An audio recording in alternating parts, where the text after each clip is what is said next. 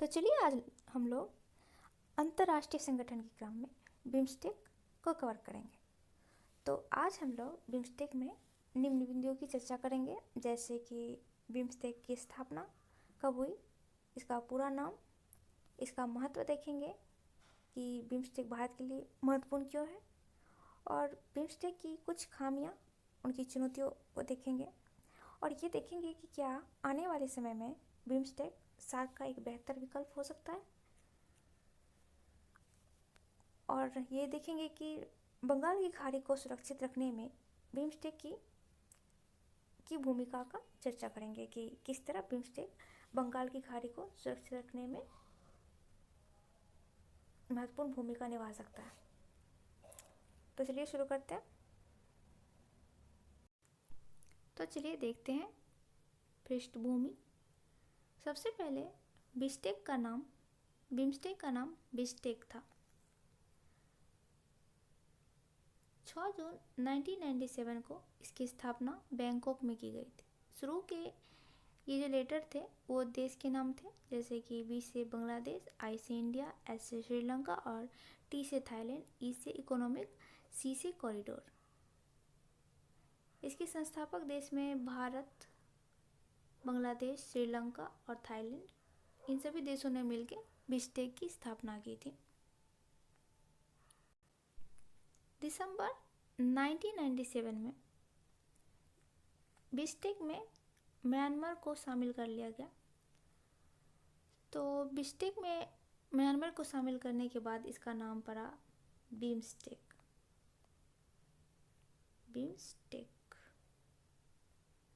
यानी Bangladesh, India, Myanmar, Sri Lanka, Thailand economic corridor. फरवरी 2004 में बिम्स्टेक में नेपाल और भूटान 2 नए देश शामिल हुए। इसके बाद इन 2 देशों ने बोला कि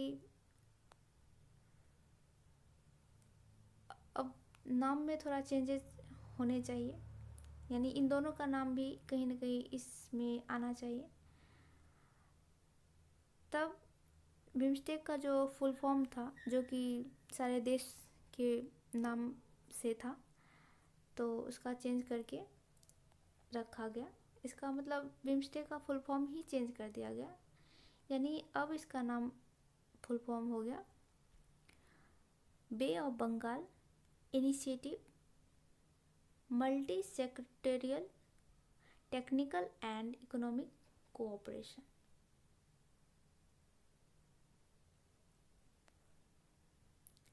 बिम्स्टेक के अब तक के सम्मेलन को देखें तो बिम्स्टेक का सबसे पहला सम्मेलन 2004 में बैंकॉक, जो कि थाईलैंड की राजधानी है, वहाँ आयोजित किया गया था। दूसरा सम्मेलन 2008 में नई दिल्ली, भारत में आयोजित किया गया। तीसरा सम्मेलन 2014 में नापिता, म्यांमार में आयोजित किया गया था, और 2018 में काठमांडू, नेपाल में, और 2020 में वर्चुअल रूप से श्रीलंका की अध्यक्षता में आयोजित किया गया था। तो चलिए बिम्स्टेक के उद्देश्यों की चर्चा करते हैं, क्योंकि किसी भी संगठन का उद्देश्य होता है। तो बिम्स्टेक का उद्देश्य है आर्थिक सहयोग को बढ़ाना, यानी बिम्स्टेक के सदस्य देशों के बीच आर्थिक सहयोग को बढ़ाना, और बंगाल की खाड़ी की सुरक्षा के लिए भी।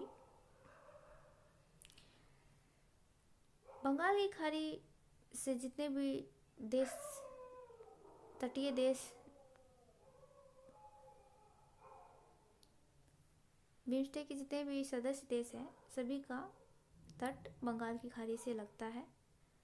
तो इस दृष्टि से भी बंगाल की खाड़ी की सुरक्षा की दृष्टि से भी इसका उद्देश्य है, सुरक्षा भी इसका उद्देश्य है। तीसरा है पर्यटन के क्षेत्र में एक दूसरे को बढ़ावा देना। चौथा है दक्षिण एशिया और पूर्वी एशिया, यानी दक्षिण एशिया और दक्षिण पूर्वी एशिया के बीच एक सेतु का काम बिम्स्टेक करता है। यानी जोड़ने का काम। बिम्स्टेक की महत्व की चर्चा करते हैं, यानी देखेंगे कि बिम्स्टेक भारत के लिए इम्पोर्टेंट क्यों है, मतलब किन किन तरीके से बिम्स्टेक भारत के लिए इम्पोर्टेंट है। तो बिम्स्टेक बिम्स्टेक के दक्षिण एशियाई देश जैसे कि नेपाल, भूटान, भारत, श्रीलंका और बांग्लादेश, ये सभी दक्षिण एशिया के देश हैं। और ये दक्षिण पूर्वी एशियाई, जिसमें म्यांमार और थाईलैंड आते हैं, जो कि आसियान के भी सदस्य देश हैं, तो इनके बीच एक सेतु का काम करते हैं। यानी दक्षिण एशिया और ये दक्षिण पूर्वी एशिया के बीच के सेतु का काम करते हैं। नेक्स्ट है, भारत के उत्तर पूर्वी राज्यों के विकास में महत्वपूर्ण योगदान दे सकता है। जैसे कि भारत के उत्तर पूर्वी राज्य, जिसमें असम, अरुणाचल प्रदेश, नागालैंड, मणिपुर, मिजोरम और मेघालय, ये सभी राज्य 7 सिस्टर, इनके विकास के लिए बहुत इम्पोर्टेंट है।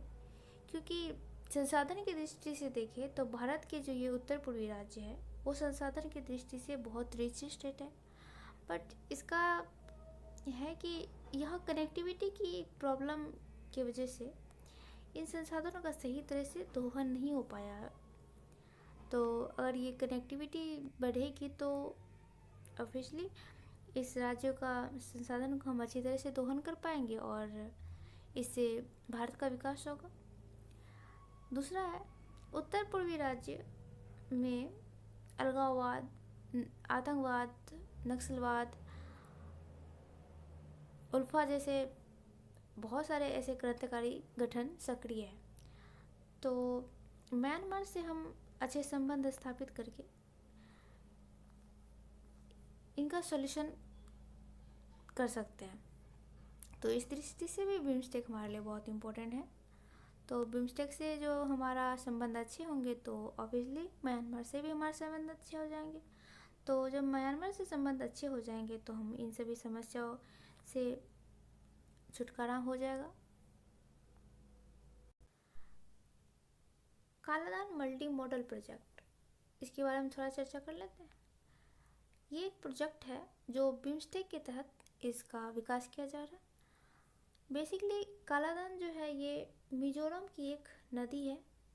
मिजोरम की एक नदी है जो कि म्यांमार में गिरती है और यह म्यांमार का एक प्राकृतिक बंदरगाह है, सितवे। तो भारत द्वारा सितवे का रिकंस्ट्रक्शन किया जा रहा है, इसका आधुनिकीकरण किया जा रहा है। तो इससे भारत को ये फ़ायदा होगा कि इससे कनेक्टिविटी बढ़ेगी और कनेक्टिविटी बढ़ेगी तो ये हमारे उत्तर पूर्वी राज्यों के विकास के लिए बहुत इम्पोर्टेंट होगा। कनेक्टिविटी बढ़ेगी तो पर्यटन में वृद्धि होगा और पर्यटन में वृद्धि होगा तो भारत के जीडीपी में भी वृद्धि होगी और हमारा अर्थव्यवस्था सही होगा।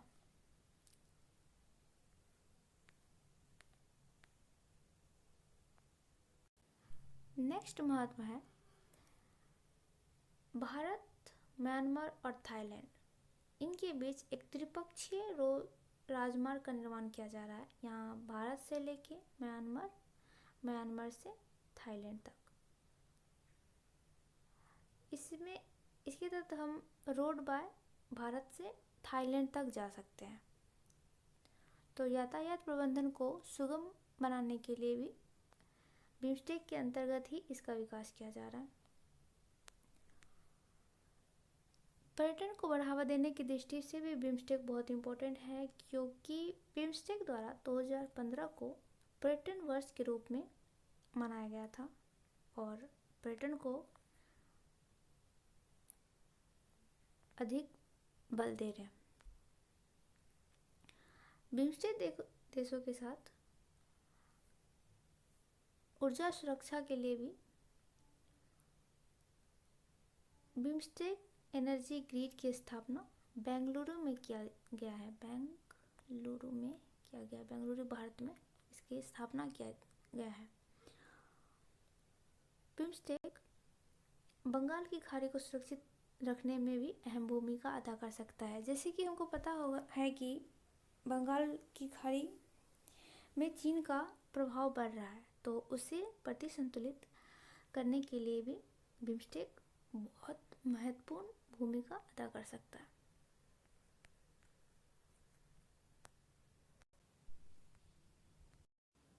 बिम्स्टेक की खामियां देखें तो पहला है बिम्स्टेक के सम्मेलन का निश्चित समय पे नहीं हो पाना, यानी बिम्स्टेक का सम्मेलन निश्चित समय पे नहीं होता है, ये 2 वर्षों पे आयोजित किया जाता है।